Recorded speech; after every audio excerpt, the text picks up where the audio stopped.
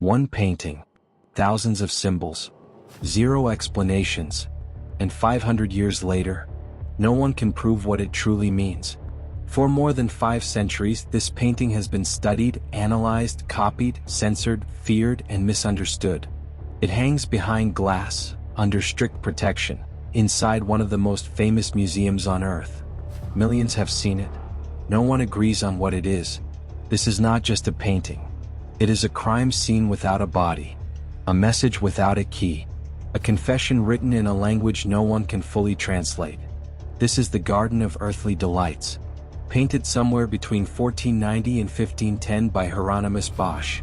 This triptych defies every rule of its time. While other artists painted saints, kings, and biblical stories in clean, readable forms, Bosch delivered something else entirely: a visual labyrinth, a nightmare disguised as art, a sequence of events that feels intentional, chronological, and deeply coded. The painting is divided into 3 panels, but treating them as simple scenes is the first mistake investigators make, because this is not 3 images. It is one story unfolding from left to right, like evidence laid out on a table. On the left panel we see what appears to be Eden. God presents Eve to Adam. The world looks peaceful. Animals roam freely. But even here something feels wrong. Predators are already killing prey. Creatures exist that do not belong to any known taxonomy. Hybrid beings, part fish, part bird, part mammal, already populate paradise. This is not a perfect beginning. This is a warning disguised as innocence. In the central panel, the painting explodes. Hundreds of naked human figures fill the landscape. They eat strange fruits. They climb inside shells. They ride animals in circles. They touch, consume, chase, and indulge without shame. At first glance it looks like pleasure, freedom, a celebration of the human body.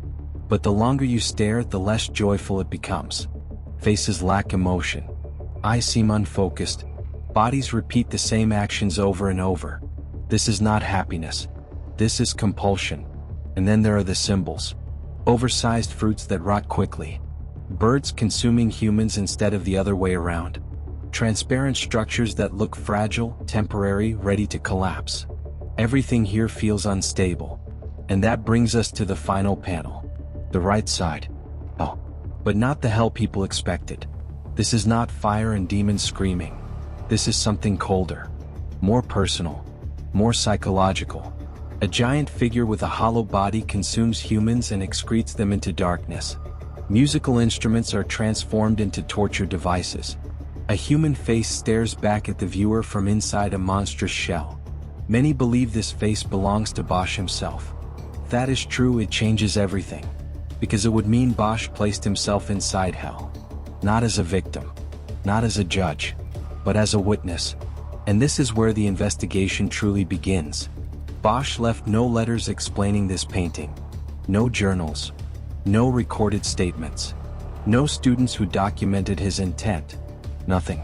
Art historians have spent centuries trying to decode the symbols. Theology experts argue it is a moral warning against sin. Psychologists see obsessive behavior and collective madness. Alchemical scholars claim it is a hidden map of transformation and forbidden knowledge. Some even suggest Bosch was documenting visions, hallucinations, altered states of consciousness. But there is a deeper problem. Many symbols in the painting do not exist in medieval religious texts. They do not appear in sermons. They do not match known biblical allegories, which raises a disturbing question. Where did Bosch get this imagery? Some researchers believe Bosch had access to secret manuscripts. Others argue he was connected to heretical groups or mystical sects. A few suggest exposure to early psychoactive substances used in medieval medicine. And then there is the most unsettling theory, that the Garden of Earthly Delights is not a warning. It is a record of human behavior observed, not imagined. A study of desire taken to its extreme conclusion. A prediction of what happens when pleasure replaces meaning. If that is true, the painting stops being symbolic. It becomes diagnostic. Even more unsettling is who first owned the painting. It was commissioned for a private noble collection, not a church, not a public space, which means this was never meant to teach the masses. It was meant to be seen by someone specific, someone who could understand it, or someone who needed to be warned. There is no definitive resolution to this mystery, no final answer, no confirmed interpretation, only fragments. Fragments of meaning, fragments of intention, fragments of a mind that may have been centuries ahead of its time. And that is why the Garden of Earthly Delights is still dangerous, because every generation sees itself inside it, its obsessions, its excesses, its collapse. And because Bosch never explained it, the painting continues to accuse us silently. This was only the beginning, because if this painting is a message, then the rest of Bosch's work may not be art at all. It may be evidence, and what comes next is even darker. If the Garden of Earthly Delights feels like a coded warning, the Temptation of Saint Anthony feels like a confession. Painted around 1501, this work does not look like a religious scene. It looks like a hallucination that refuses to end. At the center, Saint Anthony sits calm, almost detached, while chaos unfolds around him. He is surrounded not by traditional demons, but by things that should not exist at all. Creatures with no clear anatomy, bodies fused with machines, animals wearing armor, fish with legs, birds with human faces, hollow beings stitched together from unrelated parts. Nothing here follows nature. Nothing follows scripture. This is not temptation in the biblical sense.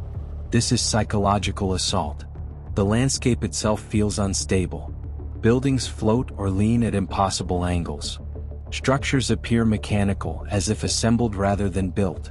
Some resemble early machines, others look like organic engines grown instead of forged. And then there are the rituals. Figures gather around strange objects. They carry banners, tools, and vessels that do not appear in Christian iconography. Some scenes resemble ceremonies, others look like experiments. This is where historians start to hesitate, because many of these symbols do not exist in any known medieval religious text. They are not part of church teaching. They are not found in sermons, manuscripts, or moral allegories of the time. Yet Bosch painted them with absolute confidence, with precision, as if he knew exactly what they meant. That raises the same dangerous question again. Where did these images come from? One theory claims Bosch was simply imaginative, that he exaggerated fear and temptation to shock viewers. But this explanation collapses under scrutiny. The symbols are too consistent. The structures repeat across different works. The same mechanical-organic hybrids appear again and again. This is not random creativity. This is a visual language. Another theory suggests Bosch was influenced by alchemy. And here the evidence becomes uncomfortable. Several objects in the painting resemble known alchemical symbols. Vessels shaped like retorts, flasks, strange furnaces, circular processes suggesting transformation rather than destruction. Alchemy in Bosch's time was forbidden, feared, and associated with heresy. Its practitioners worked in secrecy. Its texts were coded. Its imagery was symbolic to avoid persecution. Some scholars believe Bosch wasn't mocking alchemy. He was documenting it, not as practice, but as temptation, a forbidden path promising transformation, power, knowledge. Saint Anthony, in this interpretation, is not tempted by sex or greed. He is tempted by understanding. And that would explain why the demons are not crude. They are complex, intelligent, engineered, almost instructional. Another disturbing theory suggests Bosch had contact with secret groups, mystical sects, esoteric circles operating outside the church. There is no direct proof, but there is circumstantial evidence.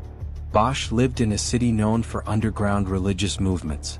His family was deeply connected to religious institutions. He had access to manuscripts most people never saw. And yet he chose to paint things no institution would approve of. Even more unsettling is how modern the imagery feels. Some creatures resemble machines centuries before machines existed. Some structures look like industrial ruins before industry. Some scenes feel less medieval and more psychological, even surreal. It is as if Bosch was not painting his time. He was painting a state of mind. A mind under siege. And this brings us to the most frightening interpretation of all. that the temptation of Saint Anthony is not symbolic. It is experiential, a visual representation of obsession, of intrusive thoughts, of relentless mental pressure. Saint Anthony does not fight the demons. He endures them. He survives by not engaging, which suggests Bosch understood something most of his contemporaries did not, that the greatest temptation is not sin, it is fixation, and the greatest danger is not demons outside us, but images that refuse to leave the mind. Once again, Bosch left no explanation, no defense, no confession, only the work, and 500 years later we are still asking the same question. How could one man, in a world without psychology, without modern science, without industrial imagery, paint something that feels so disturbingly familiar? Was Bosch warning us? Documenting something forbidden? Or revealing a landscape of the human mind that had never been mapped before? If the garden of earthly delights shows what happens when desire runs free, then the temptation of Saint Anthony shows what happens when the mind is pushed to its breaking point. And this pattern is not accidental, because in Bosch's final works, the imagery becomes even darker, more fragmented, more hostile, as if the investigation is reaching its conclusion, and whatever Bosch was seeing, or knowing, or remembering, was getting closer. At first glance, the Haywain Triptych looks almost harmless. There are no screaming demons in the foreground, no bodies being torn apart, no obvious scenes of torture or chaos. Compared to Bosch's other works, it almost feels calm. And that is exactly why it is so dangerous, because the longer you look at it, the more disturbing it becomes. At the center of the painting, an enormous wagon made entirely of hay moves slowly across the landscape. It does not stop. It does not slow down. It keeps going. And everyone wants a piece of it. Kings in shining armor reach out with greedy hands. Priests and monks press forward, competing with peasants and thieves. Nobles shove beggars aside. Common people fight each other, clawing and grabbing, desperate not to be left behind. No one is satisfied. No one has enough. And here is where Bosch delivers his first brutal message. In medieval symbolism, hay represents something worthless, something dry, something that rots quickly, something that cannot be taken into the afterlife. It is not gold. It is not food. It is not salvation. It is nothing. And yet, everyone is willing to destroy themselves for it. As the wagon moves forward, something else becomes clear. Above the chaos, almost forgotten, angels watch silently from the sky. They do not intervene. They do not warn. They do not descend. Below, hidden among the crowd, demons quietly guide the wagon forward, nudging humanity toward its final destination. And that destination is revealed in the right panel of the triptych. Oh, not a distant, abstract hell, but a direct consequence of the journey. Bosch does not show a dramatic moment where people suddenly choose evil. There is no single point of no return. Instead, he shows something far more unsettling. People simply follow the wagon. They are not dragged.